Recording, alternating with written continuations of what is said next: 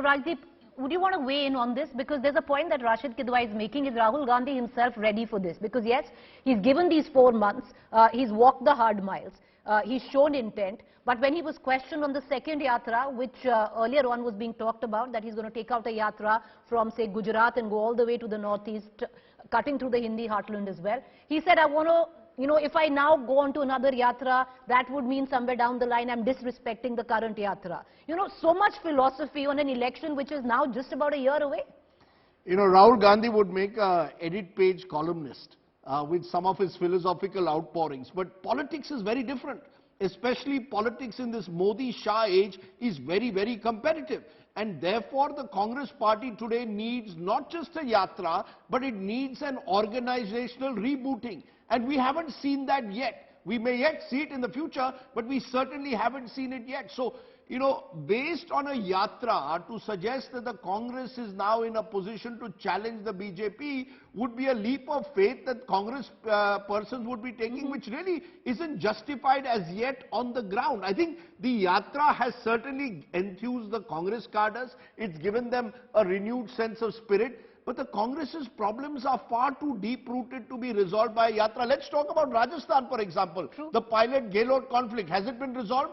We still don't know which way the Congress wants to go. You're plummeting towards another one, Siddaramaiah versus DK Shivkumar in Karnataka. Siddaramaiah versus DK Shivkumar. The Congress could score yet another self-goal in Karnataka, the one state where they have a very good chance in 2023. So these are issues that need someone to do the micromanagement. At the moment, as has been suggested, Rahul Gandhi doesn't want to get involved at all in power politics. Now that's not good enough. True. Because if you're the leader of the party, you can't just be the mascot. You're also going to have to do some of the hard grind that power politics requires, and that is where Rahul Gandhi still is a bit of an enigma. I'll come, Shekhar Iyer, I'll just come back to you. I want to pull in Rashid Kidwai for a quick comment on this. Rashid Kidwai, the fact, if the Congress doesn't capitalize on the current perception of Rahul Gandhi, which is clearly far better than what it has been in the past, if they don't capitalize on it, if they don't push him as the face of the Congress, if they don't push him as the face of the opposition, they will be losing out.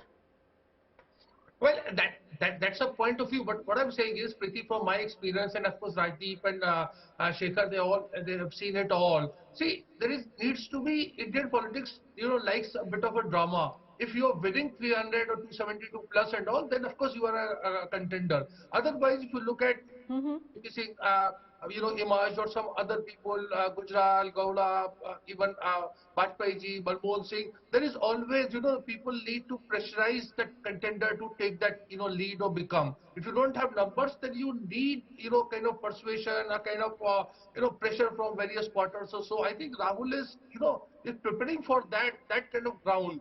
Then, if at all there is situation in 2024, 2029 or so, he would like to be forced into it. That's why I'm saying he's not a natural candidate. He's not a contender. He's not eyeing for it. He would need to be persuaded by sister or whatever. So once again, he's going to be that reluctant politician, Shekhar, or candidate. Shekhar Iyer, I'll pull you in on this now. Reimagining, Rahul Gandhi's perception somewhere down the line. Maybe the Congress has reimagined itself as well, because it's had some hard reality checks.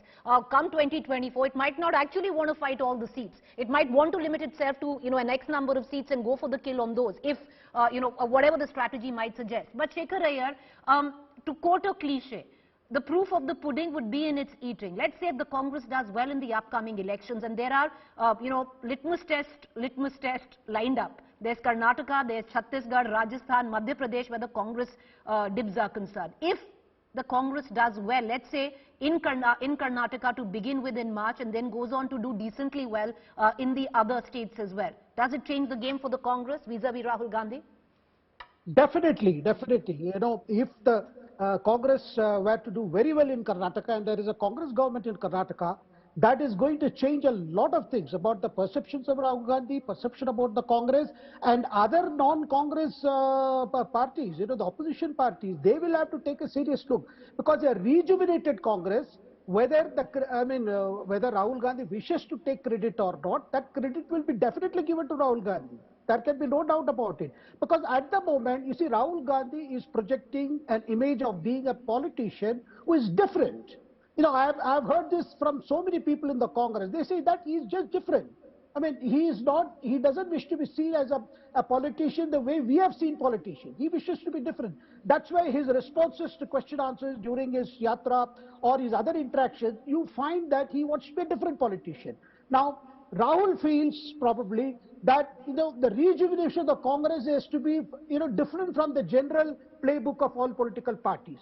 So Karnataka is a good example, and by end of the year, if you are going to see, say, Congress reviving itself in Madhya Pradesh and is able to overcome the difficulties in Rajasthan, the run-up to 2024 is going to be absolutely different. And I believe, if that were to happen, the Sonia Gandhi's old proposal that all the opposition parties should get together to ensure there is one opposition candidate against, each NDA candidate in all the 523 constituencies. If that were to happen, and that will make a big difference. That will make a very big difference to how the battle will be fought in 2024. Rajdeep, if I can just add to what Shekhar has said, one of the big strengths, I think, of this yatra is that it has, in a way, given Rahul Gandhi an identity within a crowded opposition space. You see, what's happened within the opposition is most of the opposition leaders today are seen to have made some kind of side deals, in a way, with the Modi government.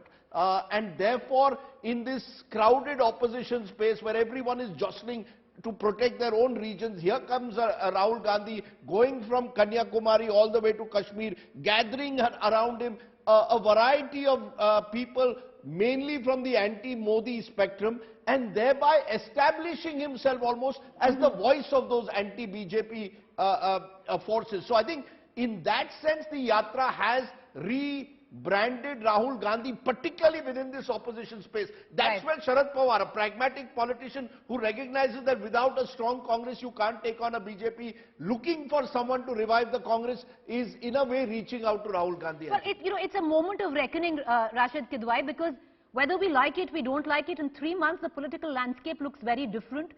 Even if you look at the rivals who would have wanted to take the same space, if there is a Karnataka where the Congress is poised strongly, many would say in pole position, where Karnataka comes into question, you have a Mamata Banerjee who is going into Tripura as well. If all her, endeavors don't work in the northeast, she doesn't win a single state, Meghalaya, Tripura, she's completely out. Arvind Kejriwal has come back licking his wounds from Gujarat. It does put, then there's of course KCR down the south as well. But away from all of that, it does put the Congress in pole position to take that big leap if Karnataka is a win. Yes, Preeti, but I still say the bottom line for Rahul Gandhi would be the same benchmark. No member of Nehru Gandhi family has become Prime Minister of India without getting a, simple majority. So, and that looks a very, a very distant dream, the Congress getting 272 of its own. Therefore, I'm saying Rahul Gandhi would not be a contender till the last moment. If there is a coalition government, it will require a lot of persuasion. I find it very difficult to believe that Rahul Gandhi would himself, pitch himself as Prime Minister candidate. Right, not a contender for the opposition, but possibly a contender for the Congress. But ultimately, I think with all three of you, there's one consensus that is reached. It would be on Rahul Gandhi himself, because he clearly seems to be as reluctant, even going forward. Let me be honest, Preeti. In the past, I have been critical of Rahul Gandhi at times for never missing an opportunity to miss an opportunity. Did not become the leader. Will he do it again? Did not become the leader of the Lok Sabha of the opposition in 2014. Did not become in 2019. Did not become a minister in the Manmohan Singh government. Gave up his presidency after the 2019 defeat. So he has had a reputation of someone who takes maybe one step forward and then takes 2 steps back. I think if this yatra builds into what they are calling an east-west yatra, builds into an attempt made to reorganize the party at the booth level, maybe Rahul Gandhi has chosen to be more an ideological mascot rather than the leader the Congress is looking for. You see, the essential problem, Preeti, is Congress is desperately looking for a leader who can make it win elections. Rahul Gandhi is saying, I am in the long run to fight an ideological battle with the Sangh Parivar. So there is somewhere a mismatch between the power politics that the Congress is used to and the kind of ideological battle that Rahul Gandhi wants to take them on. And until that mismatch is resolved, I think you will continue to find conflicting signals coming out of the Congress party and indeed Rahul Gandhi.